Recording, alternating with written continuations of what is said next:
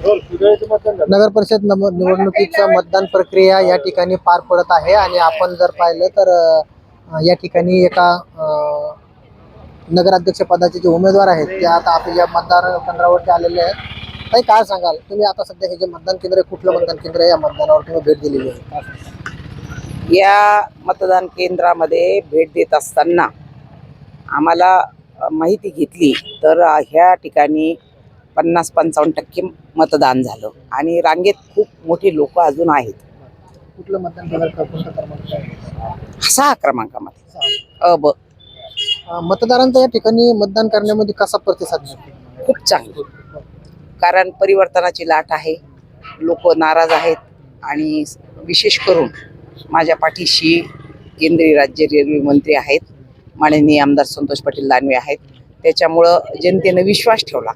सबका साथ, सबका विश्वास, सबका विकास. आणि आमचा नारा हाच राहिला आणि आम्ही विकासावर मतदान मागितलं. आणि विशेष करून आम्ही भोकरदन शहरामध्ये पहिल्यांदा जातीवाद संपुष्टात आणला. या वेळेला आम्ही मुस्लिम कॅन्डिडेट 3 दिले कमळाच्या निशाणीवर. त्याच्यामुळं भोकरदन शहरामध्ये मोठ्या प्रमाणात मुस्लिम समाज आमच्या सोबत आहे. निवडणुकीचं आज मतदान होतं, उद्या निकाल होता. तुमचा जो निकाल आहे, तुमचा जो होणारा उद्याचा जो निकाल होता तो आता 20 दिवस मतदान पेटीमध्ये बांधून ठेवलं, कसं वाटतं?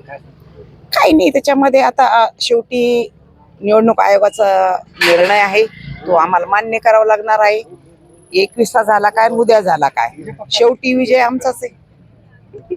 नक्कीच हे जे उमेदवार आहे यांनी विजय नक्कीच आपला असणार असल्याचा देखील दावा या ठिकाणी केलेला आहे. विशेष सांगत झालं, उद्या या निवडणुकीचा निकाल होता, मात्र न्यायालयाच्या आदेशांनी हा निकाल पुढे ढकलण्यात आलेला आहे. निकाल पुढे ढकलला असला तरी या ठिकाणी निकालामध्ये विजय आमचाच असल्याचा दावा देखील या उमेदवारांनी या ठिकाणी केलेला आहे. सोनाजी जोगदंडे, story.com, जालना.